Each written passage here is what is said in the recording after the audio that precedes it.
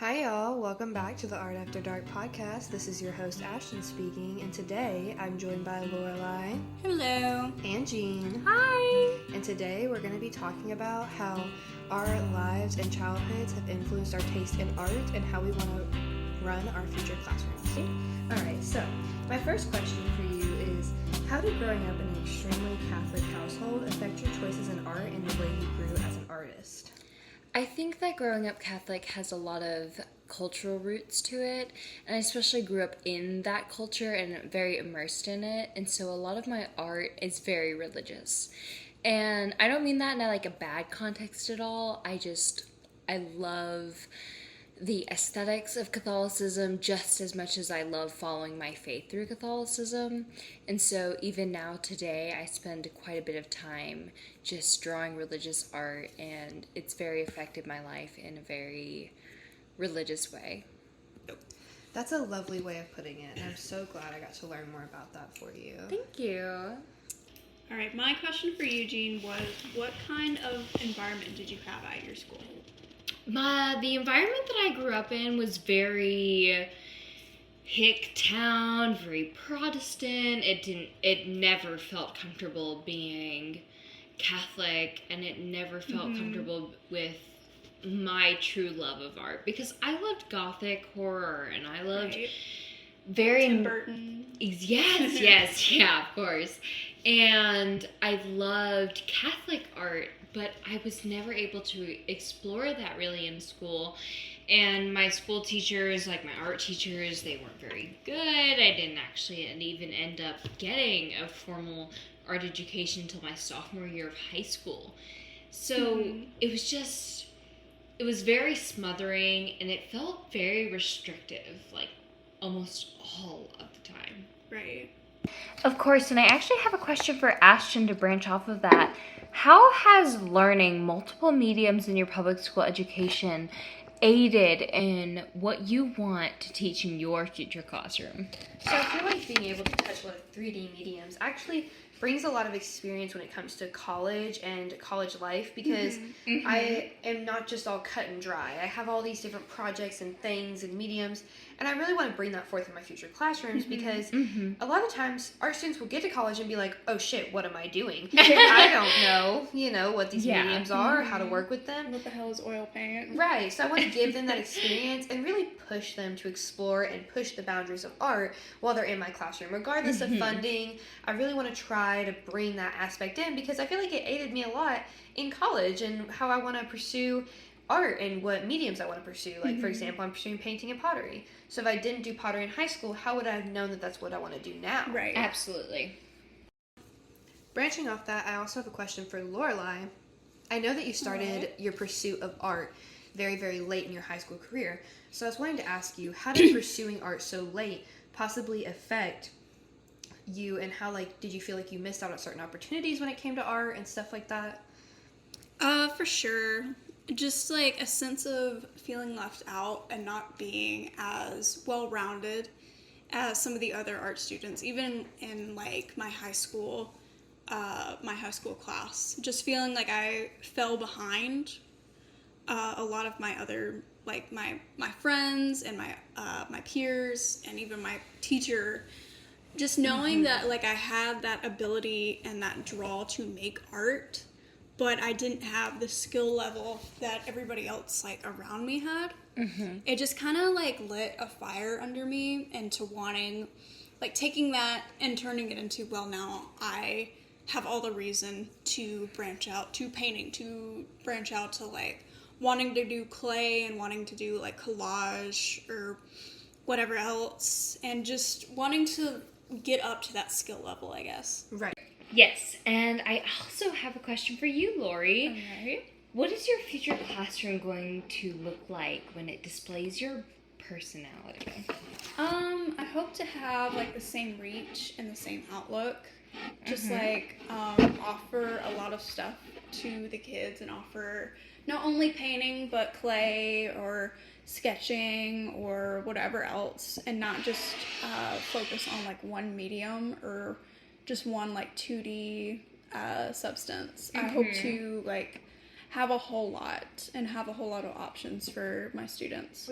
And of course, thank you for answering that. And Ashton, I actually have a question for you. What inspires you about the art in East Tennessee, especially where you lived and were raised? Like, what inspires you about that? Well, actually, contrary to popular belief, I don't focus much on where I grew up and mountains and such, which is ironic, I know. I went to Gatlinburg. I went to school in Gatlinburg, so GP, of course, is on the mountain, and we're literally surrounded entirely by the Smoky Mountains, which is beautiful, don't get me wrong. But the art and culture definitely surrounds that area, and it is very, very prevalent in that area. And while I love that about that area, because it's so rich in culture and history, which it is, it's just the art, you don't get a lot of difference and a lot of new things and experiences. So it's always focused on like, oh, the mountains and the landscape and the bears and the wildlife and the sunsets. Yes.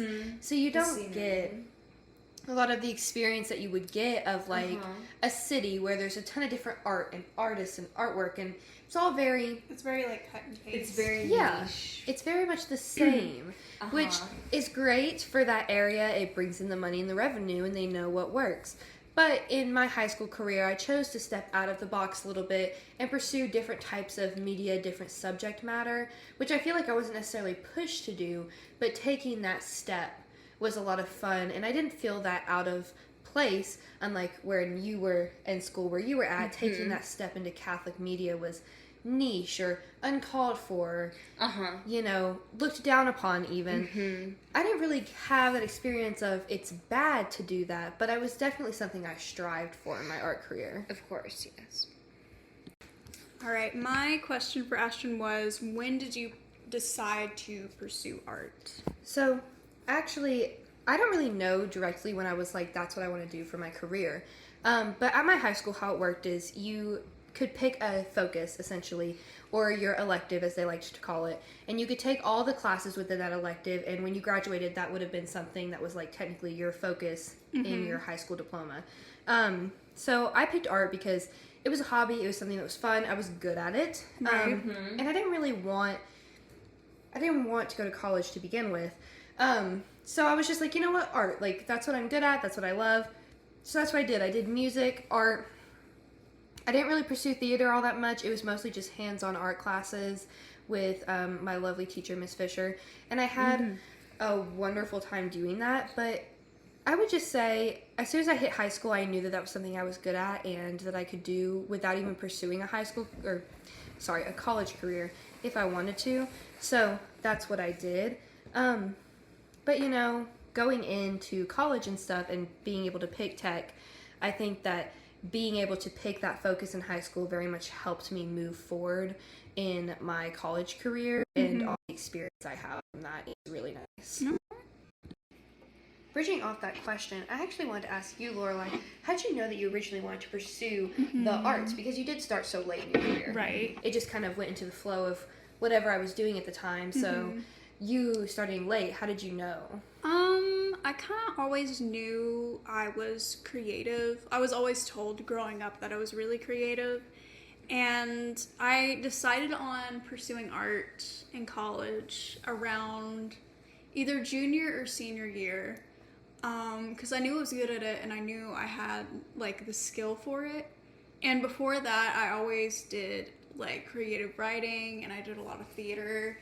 And I originally wanted to go into theater as like my major, but I decided to do art because I wanted to, that felt like something I could share more than just performing on a stage. It felt like something I could communicate better and share with others better, and sharing like my experiences might open up someone else's like art experience. And you still pursue theater even now? Oh yeah, for sure. I just love to be like on the stage and I love to sing. And then I love like putting on a character that isn't me. Like my favorite, some of my favorite shows and favorite parts I've been in is like Hunchback when I was in the choir. Right. And what's another one?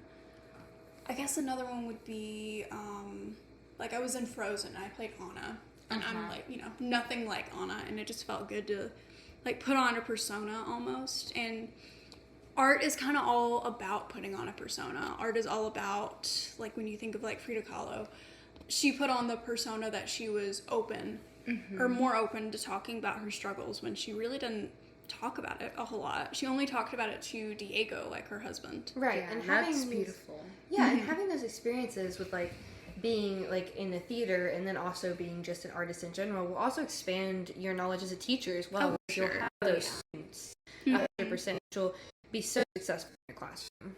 Yeah. All right, and Jean, I have another question for you. If you had to go back into your past self or your childhood and let yourself know anything or change anything, what would you want to do? Absolutely. I would really just love to tell myself, don't be scared. Like, you are Don't your... be afraid to, like,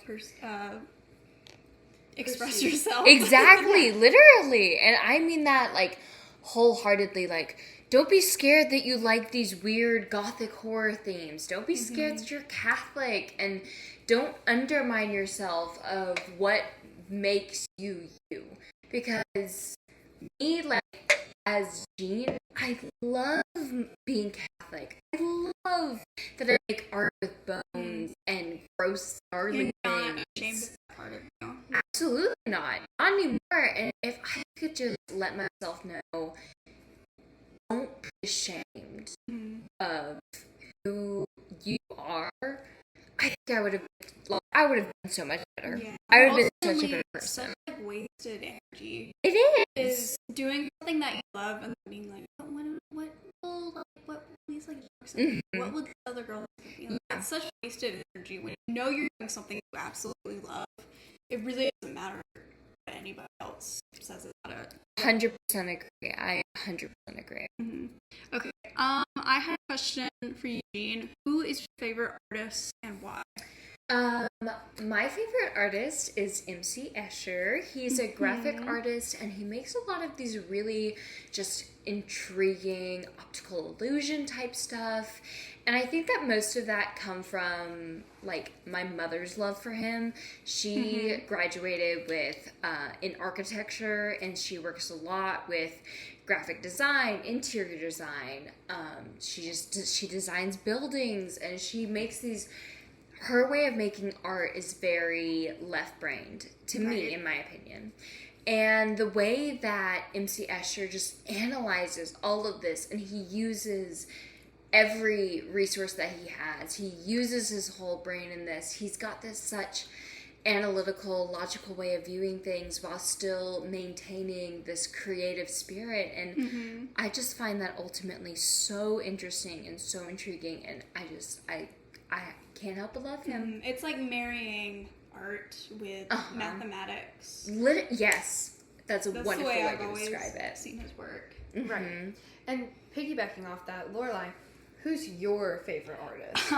My favorite artist has to be Francisco Goya because he started off his career, like, I find just his whole story so fascinating. Like, he started off his career as a court painter. Like, he painted the royal family of Spain, and he painted, like, the Duchess and the Baroness. Right, and very whoever renowned. else. Yeah, very renowned, very, like, well documented, like, work.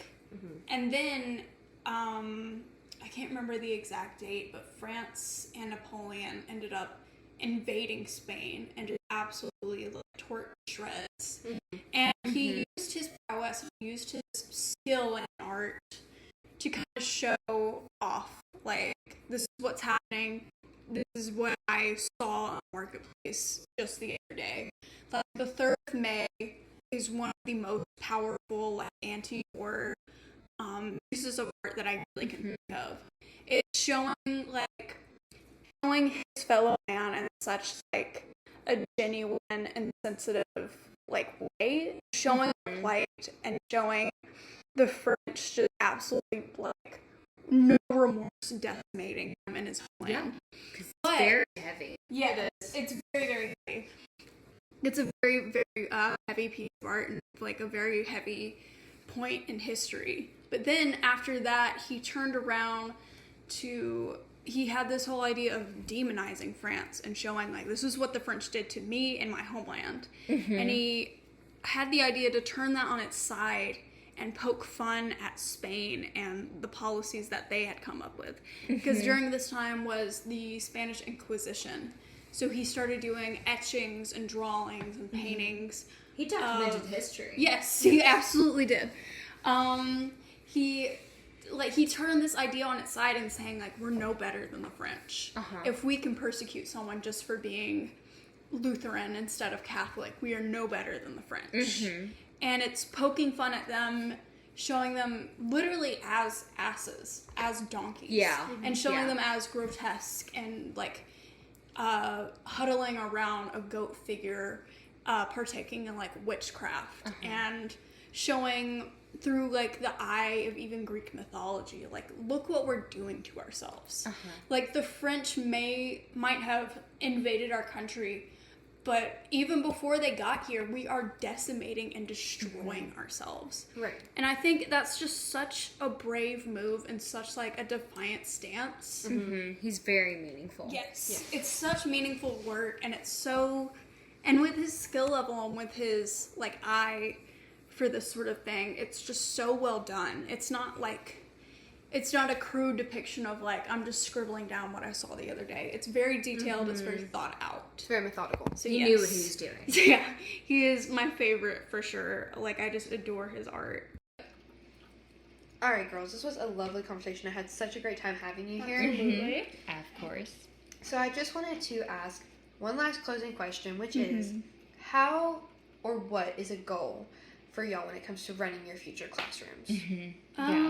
One of my goals would definitely be just inclusivity and not leaving, like, no child left behind. I don't want to leave anybody, like, in the dust. Right. If that means, like, say, like, the football player is, like, in my classroom, I don't want to just, you know, exclude him just because art isn't really his thing, you know?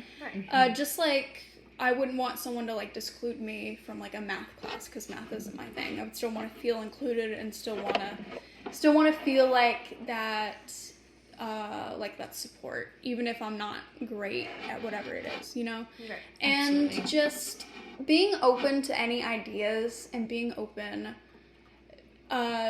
to any kid, be that, like, if they have an idea for a project or if Being flexible.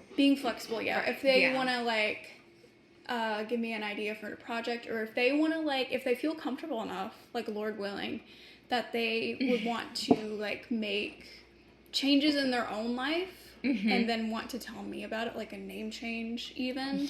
Just hoping to, like, be open to that and, like, just be able to, like, roll with it and be like, yeah, of course. Like, Being I'll the call you quote-unquote cool teacher. Yeah, having a close connected classroom, and I personally would love to just boost confidence. Oh, yeah, for sure. Correct. In my classroom. Yeah. I want my future students to know that they are loved, they are cared for, they can do this, they are worth it no matter what. Yeah.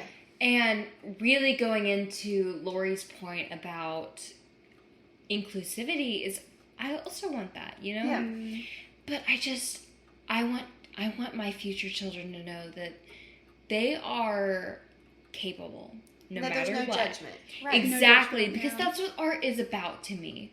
There's Art no is judgment. about, it is about spreading your views, and it's about being 100% on those views. Right. I And being want, honest with yourself. absolutely 100% agree. That's definitely a goal for me too, and including all those medias, you know, and Actually, pushing. yeah, of course. Pushing people to step outside their comfort zone and express themselves in different ways and their views and their personality and all those things definitely are something that I also want to implement in my future classroom. Especially the touch on, like, pushing different medias. 'Cause Yes, I feel very like well that's, said. That's not talked about enough. It's like media is the way you express yourself, your sexuality, sexual orientation, whatever that may be, your religious views, the way you grew up. I think that even touching on different medias, it can be done in so many different ways and make such a beautiful classroom environment. For sure. Yes, absolutely, of course. I think we're actually going to go ahead and wrap this up for today, okay?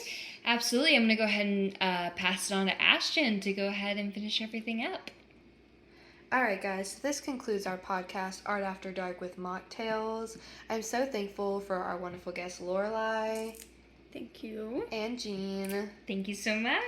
I hope you guys loved this fruitful conversation. I feel like there was a lot found absolutely. out. Oh, of course. And a lot to talk about. Unfortunately, we have to cut it here. Thank you guys so much, and I hope these conversations will help you with your future endeavors or possibly your future classroom. Thank you so much for having us.